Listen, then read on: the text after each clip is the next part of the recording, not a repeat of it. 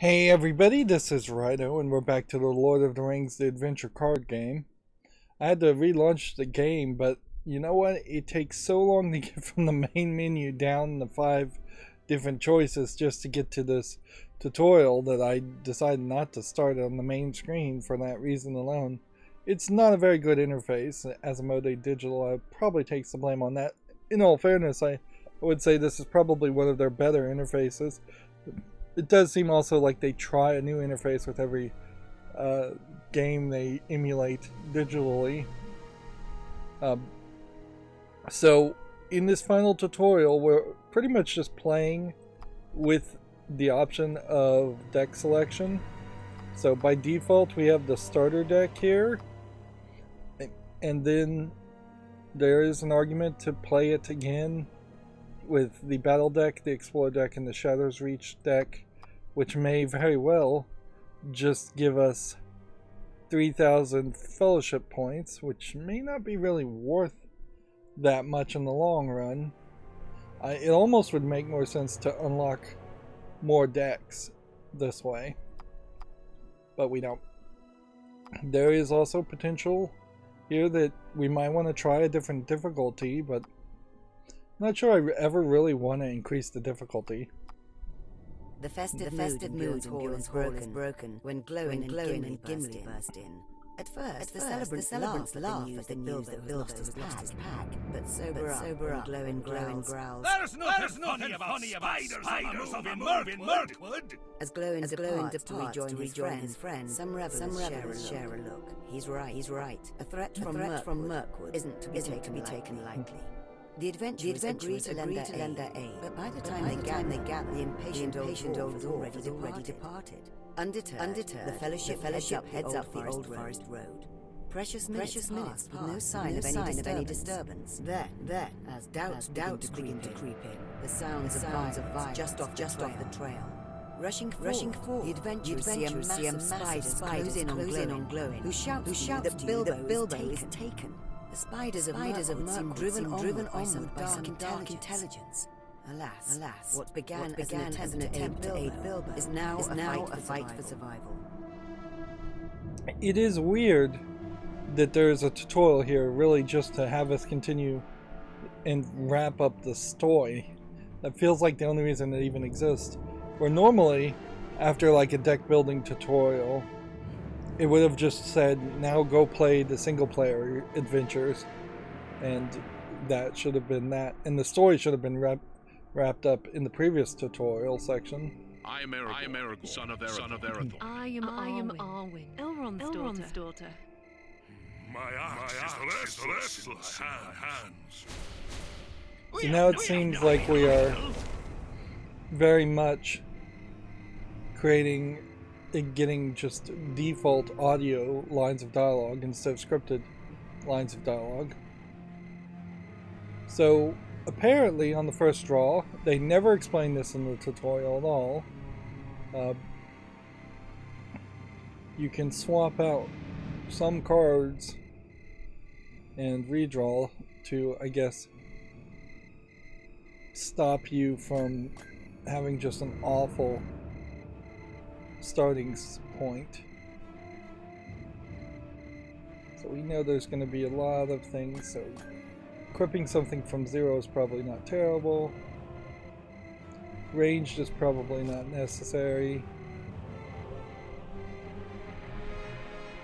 Sneak attack for 1. Get rid of the 3. So then we just draw 2 different things. Rescue Glowin before being overwhelmed. Defeat 4 spider units or defeat every enemy in play. Glowin must survive. Who is Glowin? This one? Yeah. Power. Spend 1 energy, discard 1 shadow attachment. We don't have that. Plus 1 attack for the first character to take damage this round. Upkeep, restore 1 health. Free action, spend 1 energy. Ready, Aragorn. So, this is a free action, right? No, it isn't.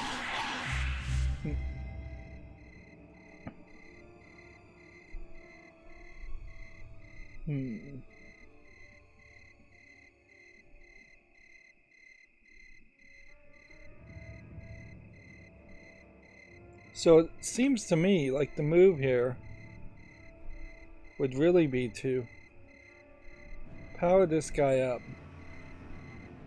and then put him in a defense position. Which I've kind of forgotten even what the defense position argument is, but I think it's here.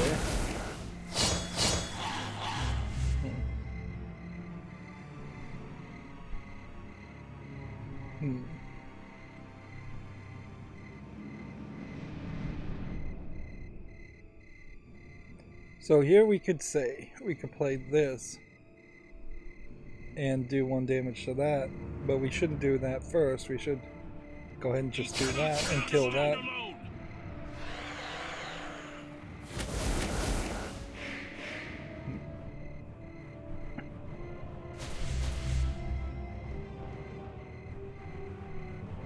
Okay.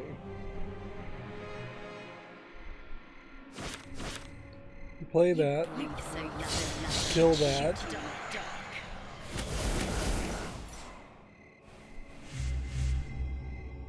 Now what does this do? This gives you 1 more threat level at the end. Watchful eyes.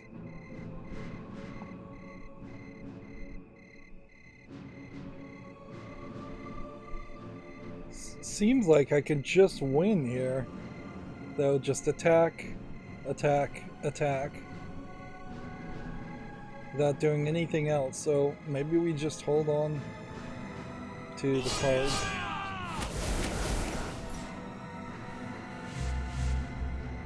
Yeah, it does just seem like he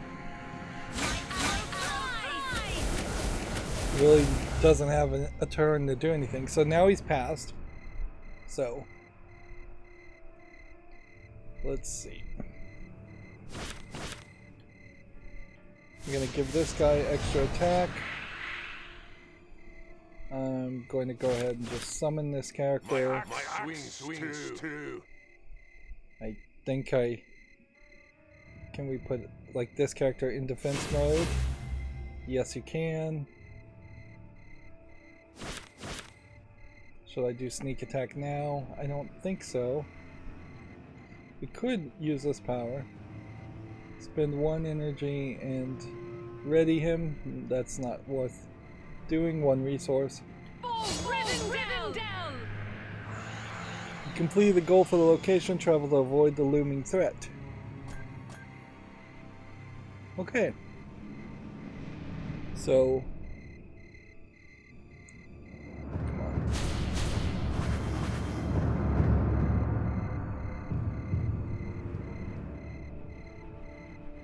Choose your path. Interesting. So now we have separate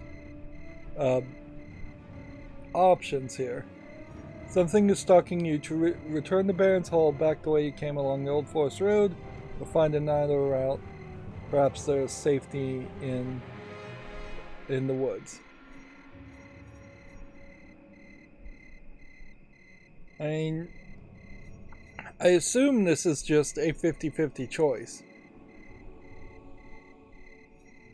But logically, it would make more sense to just go back the way you've come if you're trying to rescue somebody.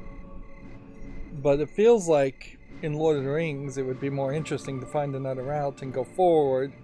And it kind of feels like the entire journey of Lord of the Rings really is from left to right as far as the map is described, and they never go backwards.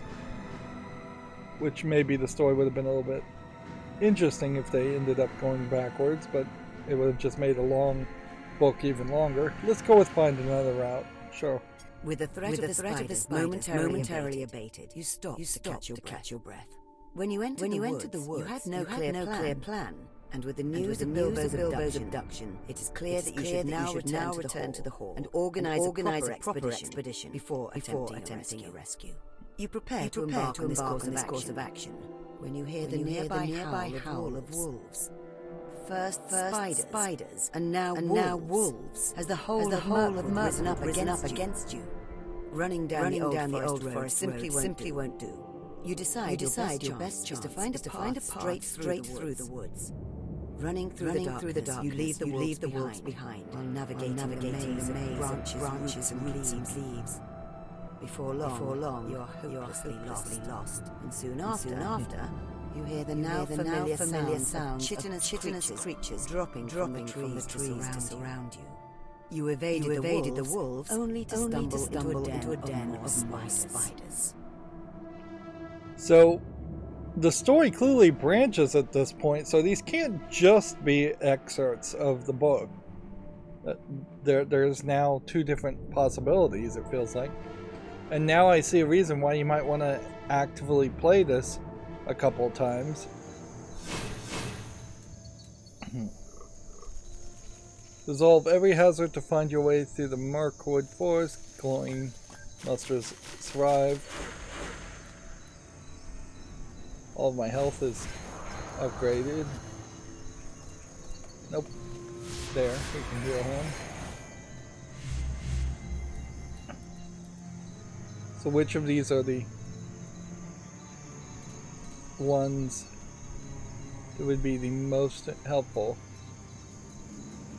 Get rid of that one, I think. Maybe get rid of that. Reduce each player's cards to 3.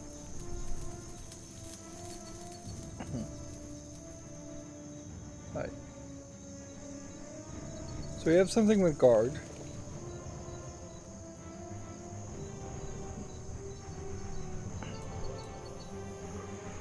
Which I feel like the move here is probably to do that.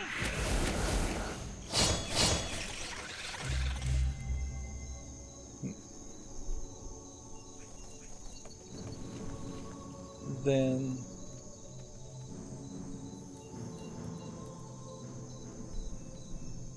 Surge. What does Surge do? Well, I should probably just look up what Surge does, but no, we'll just attack with this first.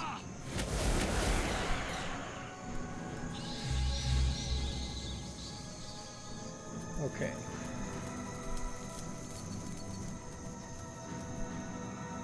These flying guys will do minimum damage, but we probably should just kill them first. That way they do no damage.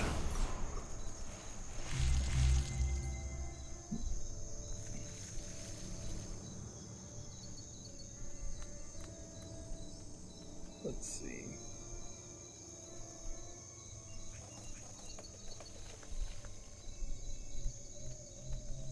At the very least, we kind of obviously want to use this to destroy at least one of these items.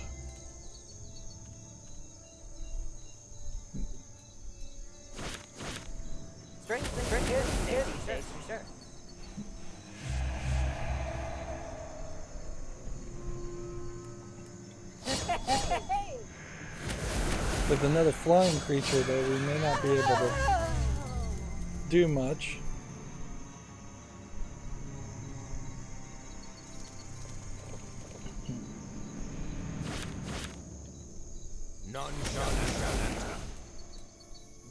Surge action now. Okay, well, you do this. And he's got an extra treachery card he can play now, which is the worst one. One resource to Sauron, I think, is the worst one.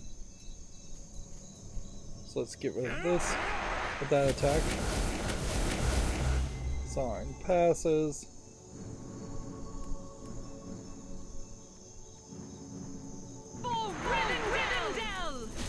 get rid of that. See, that seems like that is just triggered 2 different things after this turn. Dark magic, grant +2 health, I guess, to every enemy. There are no enemies. I guess that worked out well. You've heard stories of the necromancer that once lived near these parts, but you hardly believe the tales. Now you stare in shock and bewilderment as the sudden curious gust of winds cause your foes' wounds to close up before your eyes. Dark magic is surely at play here. That's an interesting thing, I guess, to ask that as somebody who really doesn't know the Lord of the Rings lore. How do these wizards and people learn magic? It doesn't seem like there's any schools or any places that would pass it down. So it seems almost like there's one wizard for every 10,000 square miles. I also have Gnawing Dead, end +1 until you travel. So now I just have extra threat level, +1 threat. It feels as if the eyes of the entire forest are upon me. Your imagination, and perhaps some deeper scene, conjures up some things of the darkness, vile intent. Darkness and vile intent that lurk just out of sight, waiting for the right moment to strike.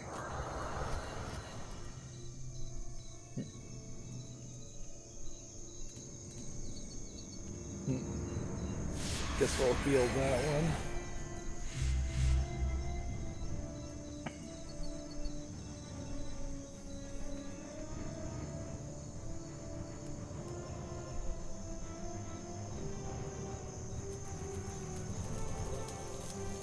Guess we'll do this.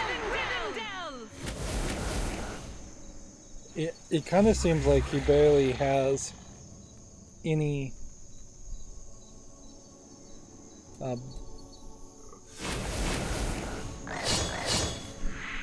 enemies to play. Alright, well.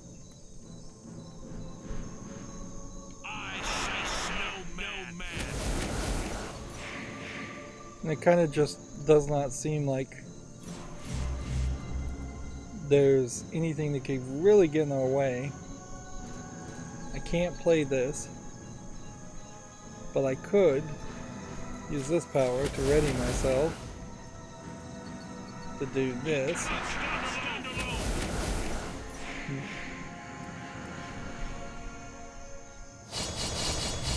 So remember, this character has this weird situation where he'll unlock something if he does, I think, several attacks in one turn or one round. Also, hints of a path, I suppose, could have been something we could have done. I would have applied 1 progress. I wasn't even paying attention to that idea. So could we do that now? Would that be worth it? To do this, to do 2 of this.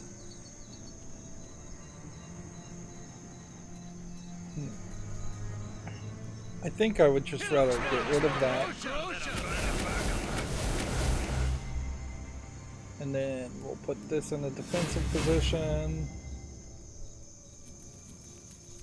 And then, suppose you could put 2 things in the defensive position.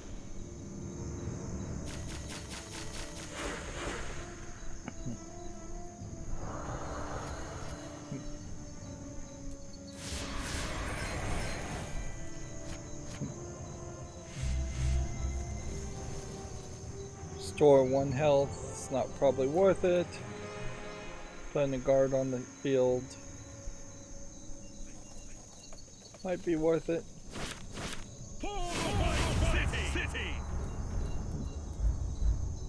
So we have to discard a card, that's not a big deal. And you played another treachery. Whatever. We will just do that. You completed the goal for this location. Travel now to avoid the looming threat. And we're continuing to make progress. Certainly.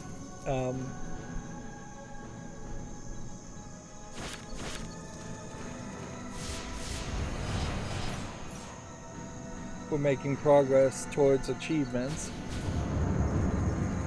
like crazy. It does seem like we're about a tenth of the way through some of the achievements of the last one I looked at least. Bjorn's hall, but without land or the stars to guide you in the thick of the forest, you begin to doubt your senses. Making your way forward as carefully as possible, the woods around you become eerily silent. You ease into a small clearing filled with the debris of a hastily abandoned camp. Before you can make even a cursory examination, you hear the approaching sound of something. Is it more wolves? More spiders? Or something worse? Now it does seem pretty obvious that this story ends when we get to a giant spider and have a giant spider fight, since they foreshadowed that. Which probably means regardless of which choice we picked in the previous choice, we would have ended up going in the same place. So I wouldn't be surprised if yet another mystery always happens regardless of your choice previously. Although it could be something different that happens. Then you eventually end up in front of that giant spider. There is a problem, and it's a problem with a lot of games on Steam. Pretty much all games. In that players don't get to the credits, they don't play. You get somewhere around 50% if it's a great game to 30% or less if it's an average game, as far as players who actually make it to the credits. In this game, the Journey Begins quest, which would be to complete exactly one quest level, just do the first tutorial basically, or play all the way through any quest in any mode, has only been done by 78.5% of players. So basically 22% of people, nearly a quarter, never even got through one game with this. The next achievement of the two achievements I've unlocked is to deal 100 damage to enemies, and that is down to 59.3%. So you're approaching 50%, less than half of people dealt even 100 damage, which is not a lot of damage. I got that probably by doing the second or third tutorial. And I could certainly see that too. If you're interested in Lord of the Rings but not interested in a card game, I can see you not playing this for very long. Or if you're interested in a deck building game but not interested in Lord of the Rings, I could see you not playing it for very long. And that is perhaps a problem with licensing products and franchises for niche style gameplay. Search the abandoned camp to learn what happened here. Glorian must survive. Right.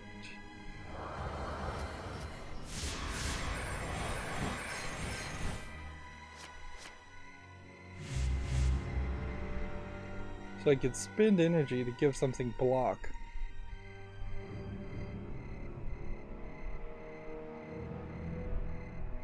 We have a Wolf of the Vale, which has pursuit.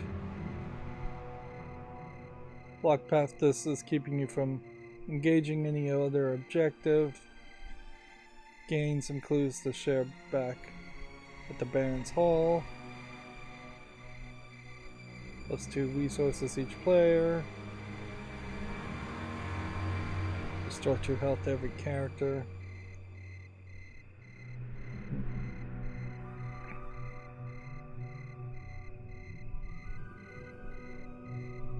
Yeah, it feels to me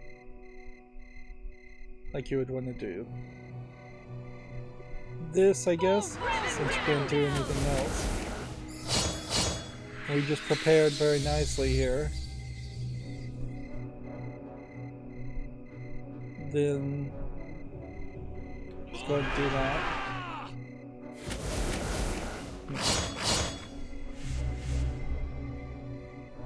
This guy. I think we can get rid of.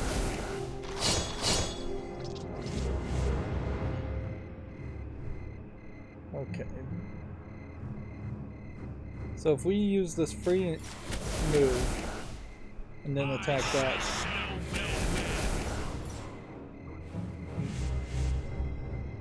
And then we can only use the power once per turn. Alright, so whatever is necessary to unlock this character's special cards or reward cards, I don't think can just be done by using his power.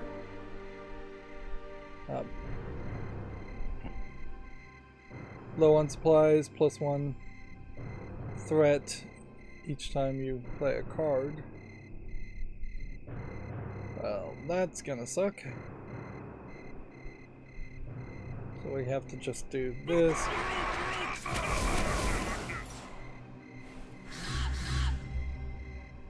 Oh, I guess, though, if I just don't play cards, I'd be alright.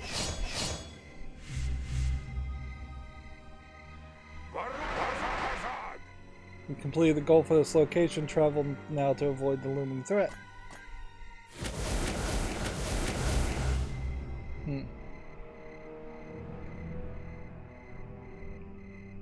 Okay.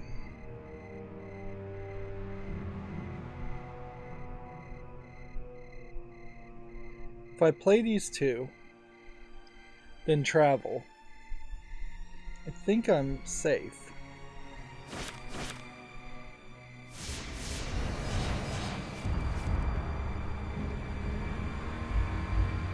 And his treacheries caused me to discard another card anyways, so I'm at 39 out of 40 anyways, so then travel.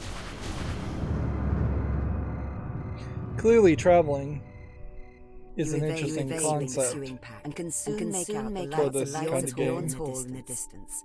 Your sense of danger ebbs for the moment. Thoughts of food, drink, and a warm fire sustaining you as you plan a proper rescue with Bilbo. You discover that layers of webs bar your way forward as you hear the now familiar noise of encroaching spiders, along with a new sound. The onrush of many tiny wings and the screech of bats. First spiders and now bats. A fat spider drops down in front of the wall of webs, challenging your progress as the cacophonous mass of bats draws near. If that wasn't enough, you hear the distant sound of wolves. Truly, Mirkwood is filled with dangers this night. Yeah, I don't know if the traveling concept would have worked outside of Lord of the Rings. Probably would work depending on what narrative you're telling.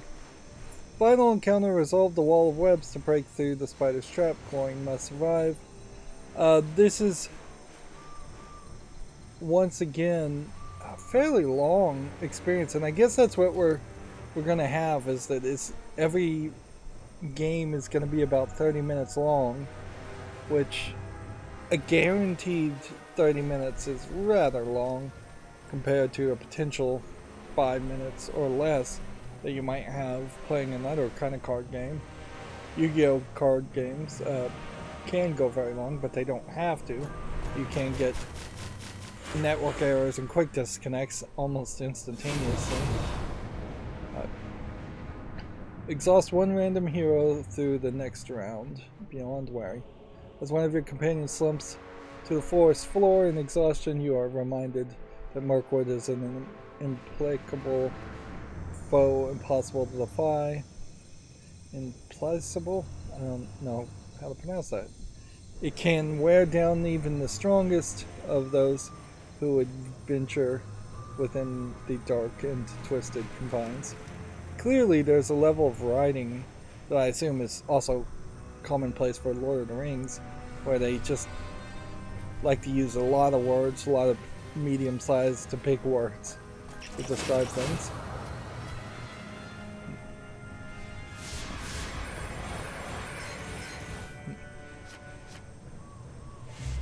Alright. Draw 3 key.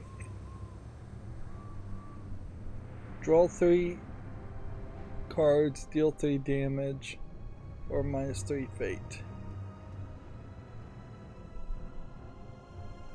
Exhaust the next enemy that enters play.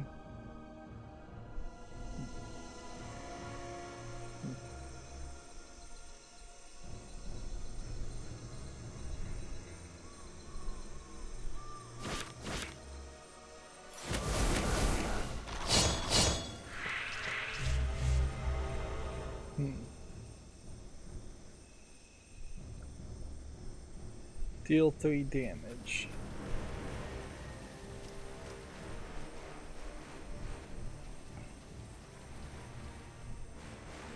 The problem here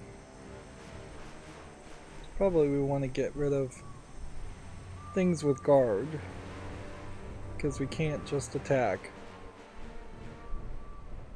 So let's go ahead and attack with that.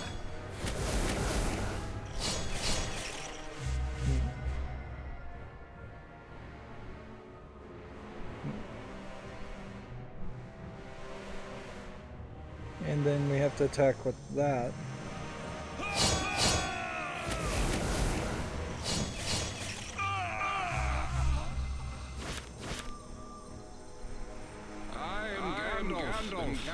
Gandalf means me. So we deal 3 damage there. Okay. So can we win now as it is? I think we can. I think we can. Why can we not attack this? Spider Guard is in play. Upkeep 1, Spider Guard enters play.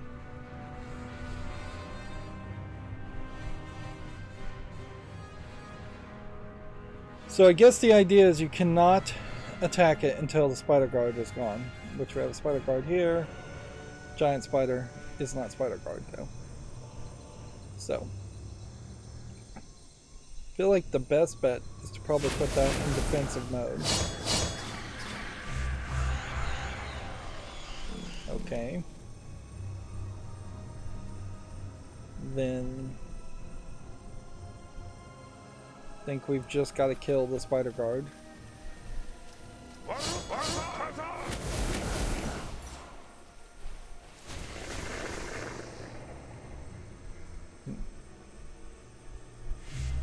So we exhausted that guy. +1 fate. Arrival +1 threat. Summon 1 hatchling spider. So now we have a hatchling spider. I don't particularly care about that. We just want the Spider Guard to go away. And now we have the web open, which lets me do this, which then lets me do this. Oops. I should have been able to use the power, but I guess you can't use the power once you've exhausted everybody.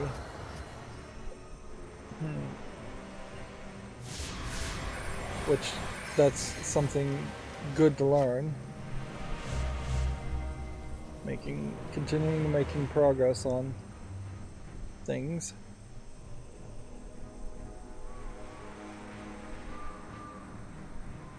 Alright.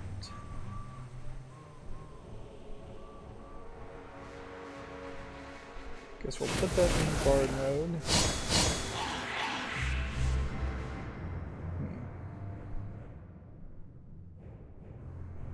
And then power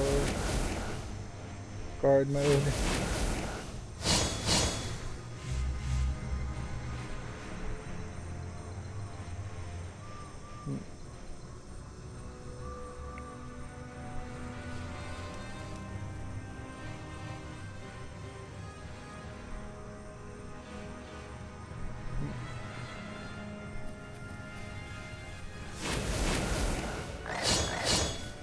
It does just kind of feel like it is wiser to put everything in guard mode until he's exhausted his moves. Now that he's potentially exhausted his moves, Now I can do something more.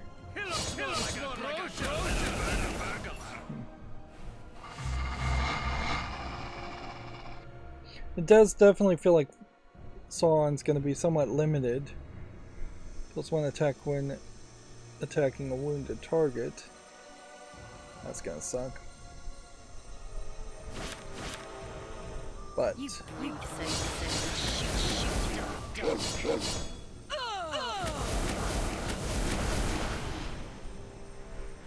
now we're back to a new round, and we're about to run into a real problem here.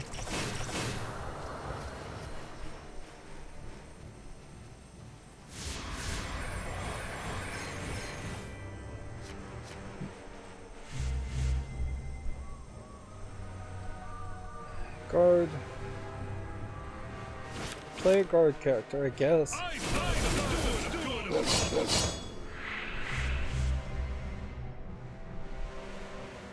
Put this guy in guard mode.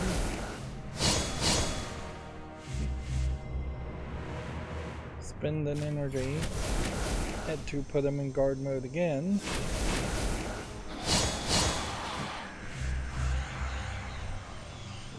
Does seem like you're making enough progress here.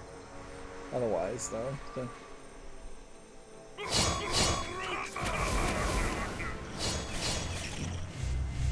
You got maybe a free hit that way, but it just doesn't matter. Noticeably, too, we're not really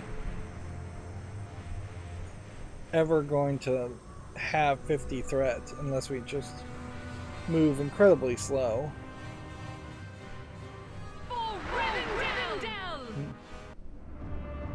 And so the campaign is completed. Having fought through the onslaught of the creatures of Mirkwood, you and your companions have returned to the comfort of Bjorn's Hall. Though you survived your ordeal, Bilbo remains missing. The time has come to gather a fellowship and re-enter the forest to rescue the old hobbit. This concludes the Prelude campaign. Armed with a good understanding of gameplay, you can now quest across Middle-earth in confidence. If you remain unsure about anything, worry not. You can replay any of the individual tutorial quests at any time to refresh your memory. We encourage you to replay this or future quests with different fellowships and card deck combinations. With practice comes skill and additional reward, which you may use to unlock new cards or cosmetic items such as card backs, avatars, or player frames. Go forth and farewell. Feels like that should be fare thee well. Anyways, but notice they don't mention anything of being able to purchase any of it with any real world money, so there just doesn't seem like there are microtransactions in the definitive edition. Well, I think there probably were microtransactions, at least for the expansions in the DLC. But if you buy the game now, I think you can only get the definitive edition. Although, this is really a perfect example of where definitive editions are coming out or are made because there's just no longer a lot of interest in buying or playing the game, and since this is effectively lost any chance of playing in multiplayer, it makes it a single player exclusive game. So we've gotten 2 Bilbo's Cloaks. Quest challenges. Gain 200 fellowship for each quest you complete on this. For each challenge you complete on this quest. So we weren't shown any challenges. So I don't know how I would have known that this was even a goal, and I don't know if this rolls over to a second playthrough. But apparently we were supposed to have complete the quest with every hero at 50% or more health. Then we did complete the quest with Gloin at 7+ health. We avoided triggering infected wounds, which apparently is easy to trigger. we didn't play 10 allies, and we didn't use glowing to remove one shadow attachment, which I don't really know how you would have done that, because I don't think I would have gotten a shadow attachment. So that gives us 400 fellowship, and gain 500 fellowship when a hero completes this quest for the first time, as well as Hall of Heroes, which, man, this really is now giving us a kind of large amount of first time fellowship. They are going to just try and push you into the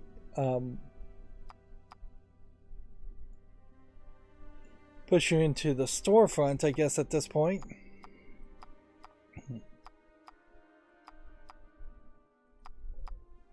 So now we have 29 fellowship points.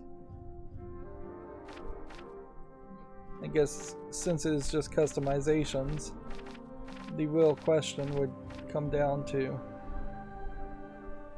which things would you want to unlock first. We haven't heard any emotes. We probably don't want emotes because of the fact that there's no multiplayer. And I don't think anything is actually that expensive.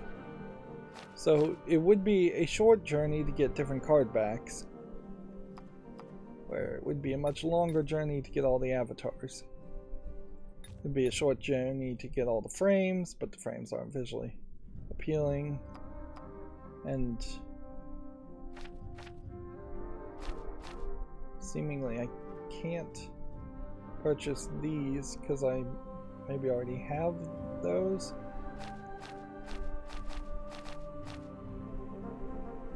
Yeah. So I think what we would want to do is highlight how many of these cards that are labeled as coming soon you actually can't get. Well, that one though is 10,000. Alright, so card backs are 10 times as expensive, so it would be a long journey. So if anything, it just feels like they have created a situation where it is fairly well balanced. Okay. We were playing as the ring. Start one ring. So let's just unlock this avatar and do that, and then click save. Avatar changed. And I guess we'll just go through the avatars. This little save button, kind of in a weird place. You'd kind of expect it more to be like a checkbox down here, and it kind of implies that I could just upload my own image. Alright, well, you would have some choices here. Either play this a second time, which is what I think I want to do, so we'll choose the battle deck. This will give us a different finishing bonus with this character and this character. At a certain point, this does make an argument that the way to optimize your decks are to build decks with different heroes. So you would potentially play with this group of 3, then you'd play with a completely different group of 3, depending on how many heroes actually exist in total would determine how many. Let's just go back and see how many heroes actually exist. So if we have 8, 16, 22. 22 divided by 3 would be not 10, because that would be 30. 9, 18, 27. Oh. 6, 12, 18, 7, 14, 21. So 7 different decks plus 1 odd man out for each hero. That's a lot of different decks that potentially you would need to play at least this tutorial quest with, but possibly every quest with, once we start to get into the adventures and the campaigns and the encounters. And I just question how long all of that is going to be, really. Maybe these tutorial sections are super long, but maybe they aren't. The festive mood is broken when glowing. We've already heard all this text, so we'll skip this to save time, and we're going to start to really play and then Do what you will. optimal speed.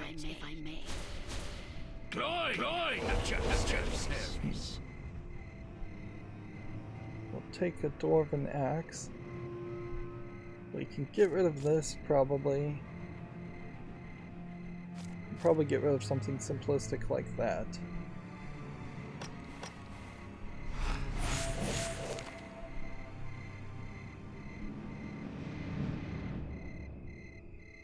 Surge, guard.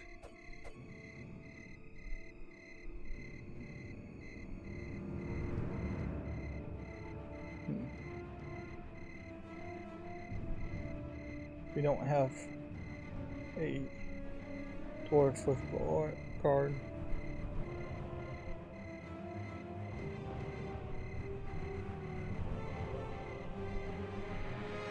Health and attack and willpower. And he's a dwarf.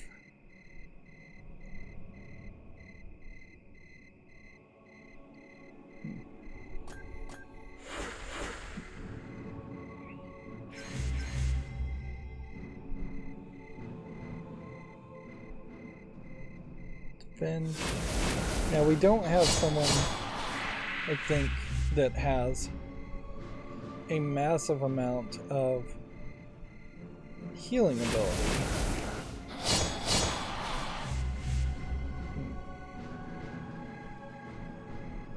So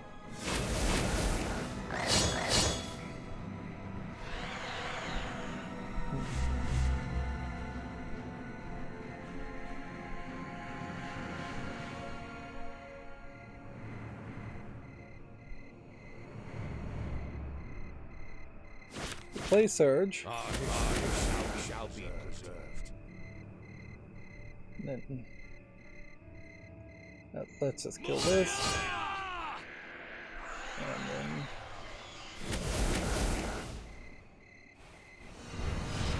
why could I not attack with this guy? I guess Surge does not let you attack on the first turn?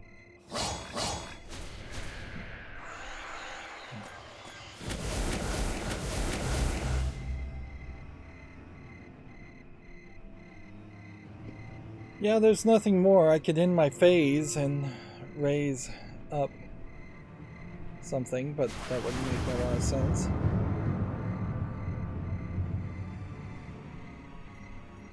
So this time we'll do back the way you came. With the threat of the spiders momentarily abated, you stop to catch your breath. When you entered the woods, you had no clear plan. And with the news of Bilbo's abduction, it is clear that you should now return to the hall and organize a proper expedition before attempting a rescue. You prepare to embark on this course of action when you hear the nearby howl of wolves. First spiders, and now wolves, as the whole of Mirkwood risen up against you. Spurred on by the new danger, you hurry down the path. With a pack chasing after you, you decide it may be best to cover your tracks and throw them off your scent if possible. So slightly different dialogue when you choose that choice, but doesn't seem to change the overall outcome. Cover your tracks to lose the pursuing creatures on your tail. Okay.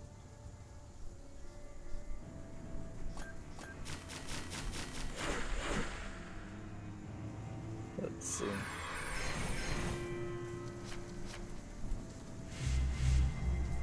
Pursuit enemy is in play. Which has pursuit? That guy, and that guy.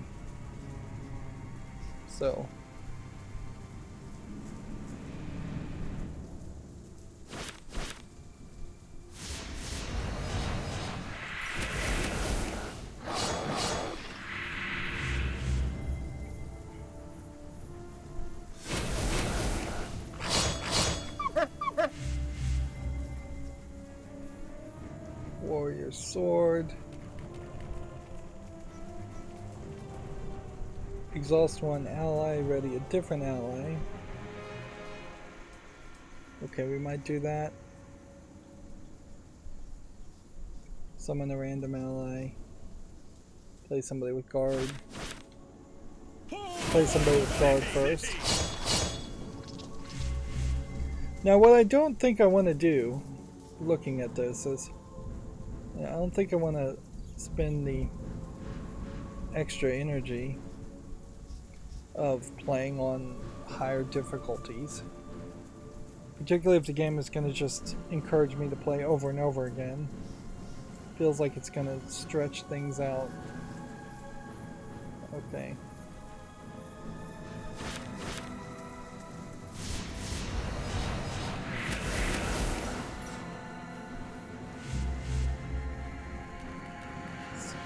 Attack that.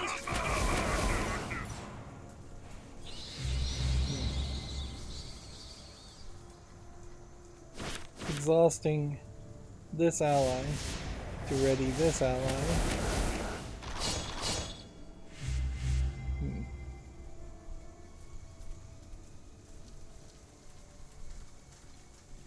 What do we want to do? I think you get this pursuit enemy killed first. Then I think you just attack this. Then you do this.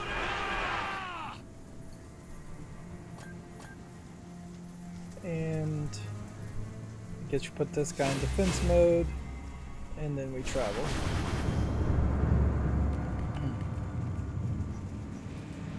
You evade the pursuing pack and can soon make out the lights of Bjorn's Hall in the distance. Your sense of danger ebbs for the moment, with thoughts of food, drink, and a warm fire sustaining you as you plan a proper rescue of Bilbo. Abruptly, the distant lights disappear as you hear the onrush of tiny wings and the screech of bats. First spiders, then wolves, and now bats. Truly, Mirkwood is filled with dangers this night. As the cacophonous mass approaches, you see one huge bat, larger than the others, leading them on. All that stands between you and safety is this last giant menace and its attendant colony.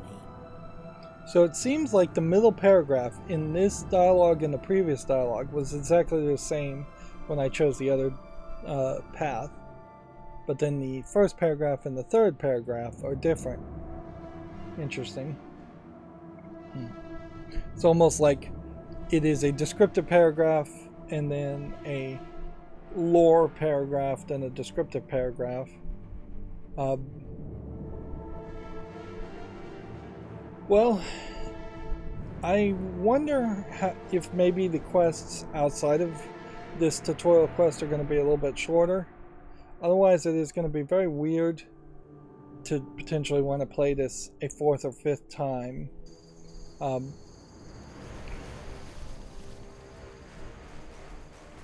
also wonder if doing this a fourth or fifth time may give me 1,000 to 2,000 fellowship points, but we may find out that that is actually not that many fellowship points to start off with. Alright, so we just need to defeat the giant bat. I doubt we're going to get the reward with everybody's health being above 50%.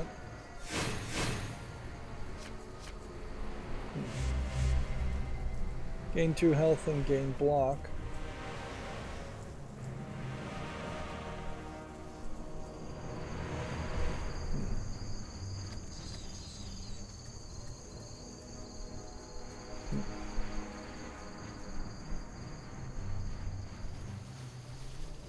I think you do this. Gain 2 health and give that block.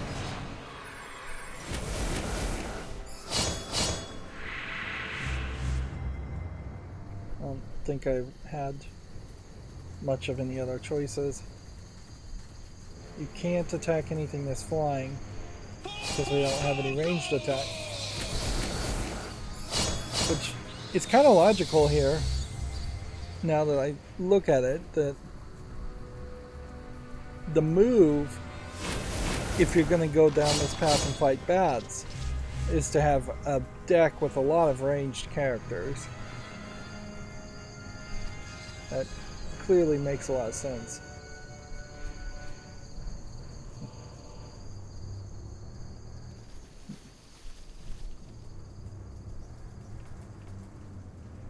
I guess the move is to... What does this one have? Stalwart.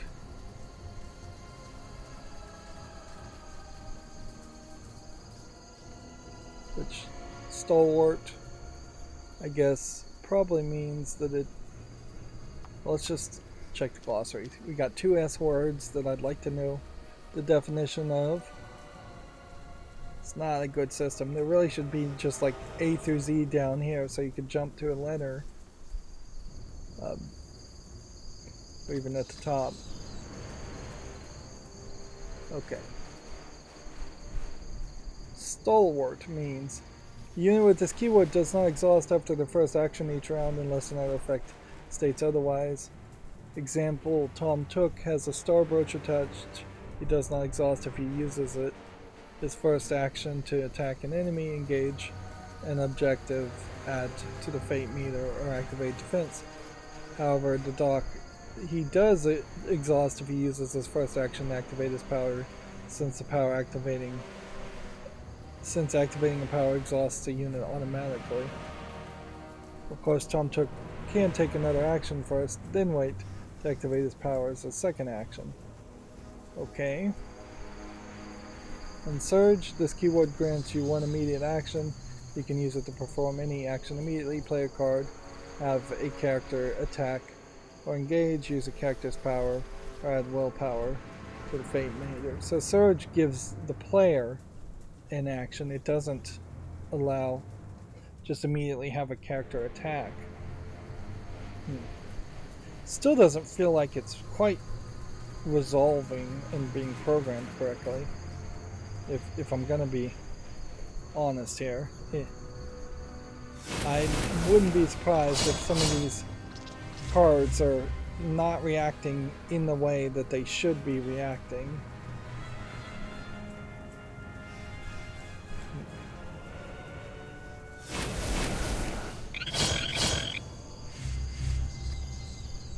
Okay. That's the end of that challenge.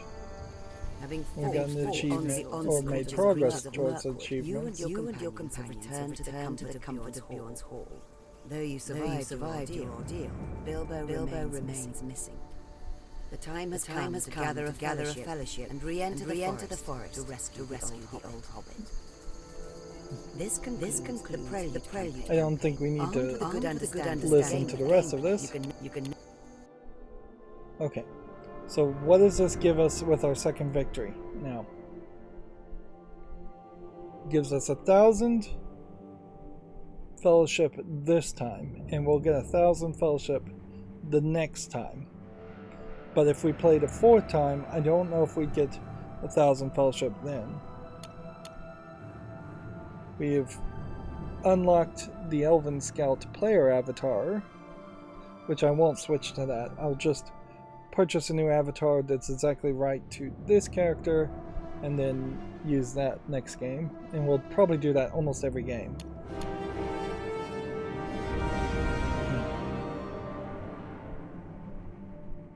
So the challenges are the same each time, but the game really is not telling you until your first time of winning what the challenges are.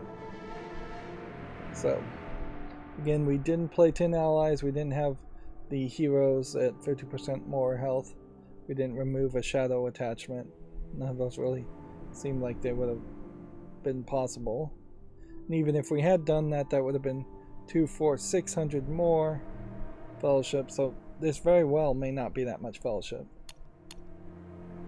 Then we beat it with 2 more new characters, so that gave us another 500 fellowship.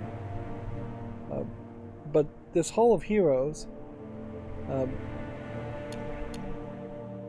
none of this really seems to show up anywhere. Like, you would think somewhere around here there'd be something to click on to bring up the Hall of Heroes or see the challenge guide or something like that.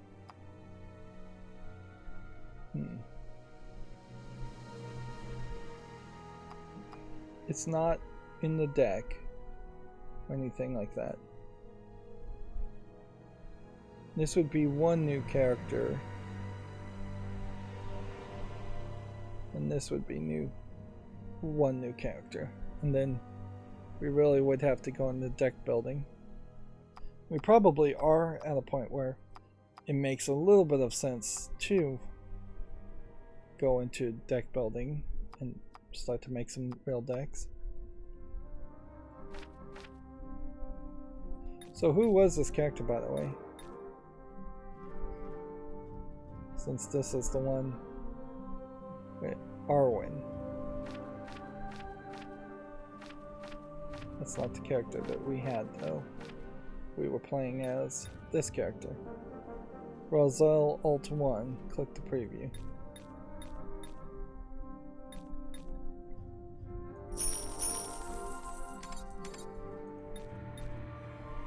Roselle. No Art 1. So if this is Ring, and this is Roselle, I suspect all of this is alphabetical. And as far as other customizations, I guess what we could say is we've got enough to justify unlocking a different frame. And so we'll go ahead and equip that and change that. This one has a background for where the name is, which is a little bit fancier. And then I guess it also probably would just benefit you to unlock Your pardon. all the emotes. Secret. And now our fates are woven together. The enemy is here.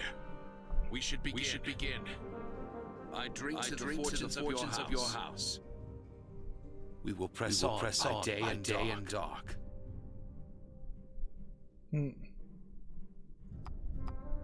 So how do you, now that we've purchased this emote list, how do you use the emotes? We've yet to get to that point.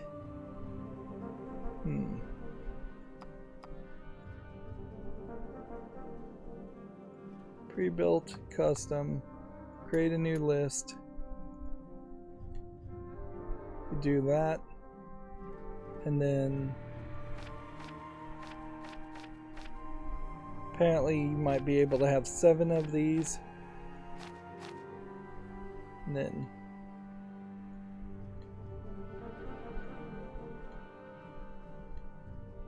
it's funny, like, we can't purchase this, but it's being shown.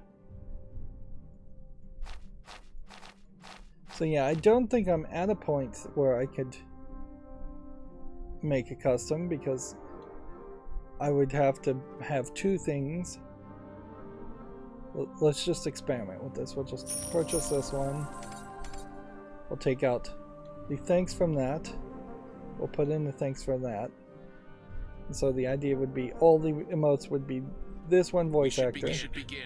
Except for thanks. I give you my gratitude.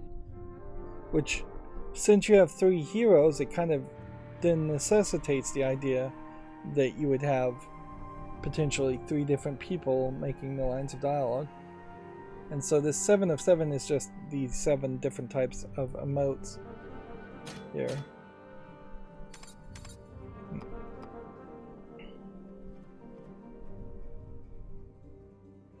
My apologies. Please be more careful. Hail and well met. Be vigilant. Time is pressing. There is more to you than meets the eye. Fly, you fools. So it seems to me like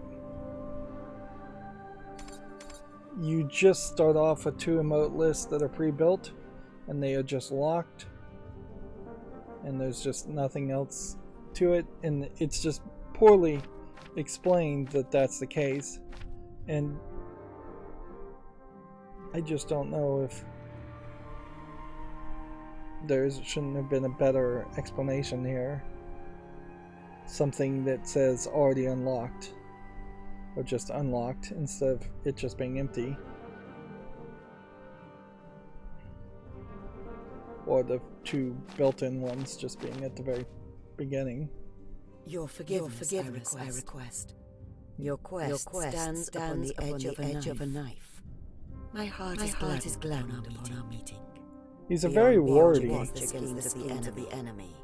Do as you will. Many thanks I offer. We must depart. Yeah, my concern here is that if this was a game people really were playing against other people, that you would just have a lot of people trying to spam. Your forgiveness I request. Yeah, so seems like there's no spam protection, at least on this screen.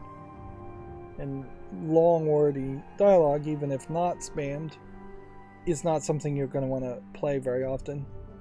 Arguably, emotes aren't that necessary. They're just expected in most player versus player games, in a way of avoiding having actual chat. But I don't think they really add much to a lot of games in a lot of ways. I think they probably just hurt the games. And perhaps it would be bold for a game developer to say, hey, we're just not going to do emotes. Or we're going to really simplify it to a thumbs up, thumbs down thing. But if somebody simplified it to thumbs up, thumbs down only as your 2 emotes, they'd probably eventually just get rid of the thumbs down and have only 1 emote, which would be a thumbs up. Which, at that point, maybe just get rid of all of them. I ask your pardon. Be careful. You really have to question how many times are you going to apologize, and how many times legitimately are you apologizing versus just trying to aggravate and bait the other player. I give you my gratitude. We must away. And when you put in emotes for these hero characters, you're effectively not challenging the creators of the game to do anything more interesting, particularly for a established character such as Arwen or Legolas or whoever. Like, there's entire lines of dialogue you could copy from the Lord of the Rings books, and you could have them say one of those sentences right as the player wins, instead of potentially having the player decide to have them speak at some point in the middle of the game. Sometimes you have to double click on all of these. So, at the risk of starting a cutscene, I'm going to click Adventures and see where this would start us.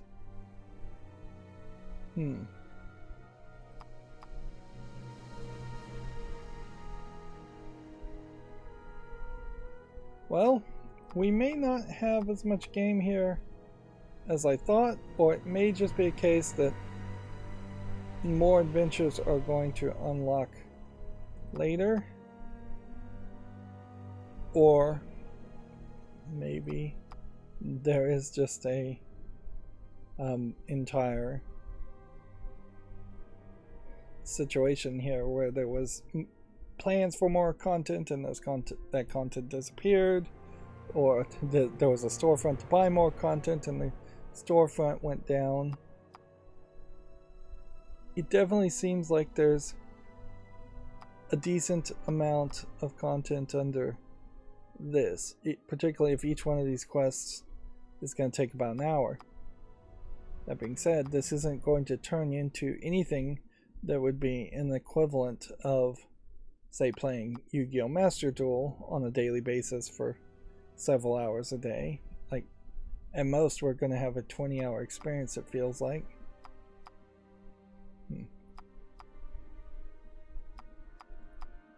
And this, let's see, definitely seems like there isn't that much unless more stuff unlocks. These encounters are meant to be very difficult. Don't try it unless you've done the tutorial first. You don't get that same warning, it looks like, here. And you don't get that warning here. Definitely feels like there should be at least 2 more adventures here. And then it seems to me like random skirmishes gives you 2 rewards, so we would want to do the random skirmishes once also.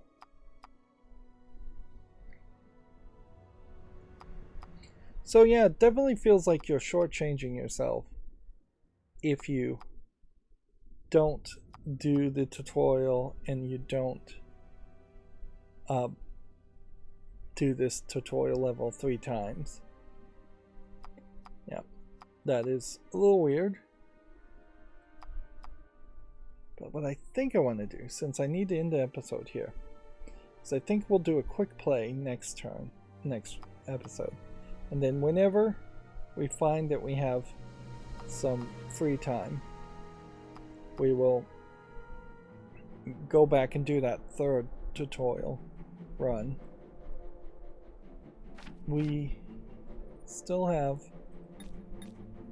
a hero card here for 50,000 fellowship points, which, and if that's the only way you get that, then I need to stop purchasing everything new immediately in favor of saving up for cards. I obviously didn't think that through, or didn't really remember that you purchase cards this way. So yeah, you're going to severely hurt yourself if you don't get these cards very quickly. As far as these other cards, I'm not sure if you need to really purchase them, but you very well might, which means you may have to end up grinding quite a bit.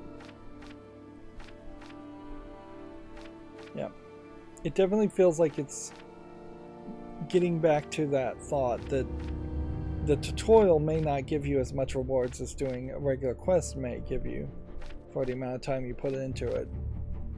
And it seems to me like I need a massive amount of fellowship points to unlock all the cards, which might, hopefully, won't turn into playing the game a massive amount, particularly if there's not a reason to play it a lot. And then we will have to play more around the idea of building up decks. Then Sauron's gallery has gotten certainly bigger at 6 pages, but I think it will probably start to skyrocket and go even bigger once we get out of doing the same tutorial.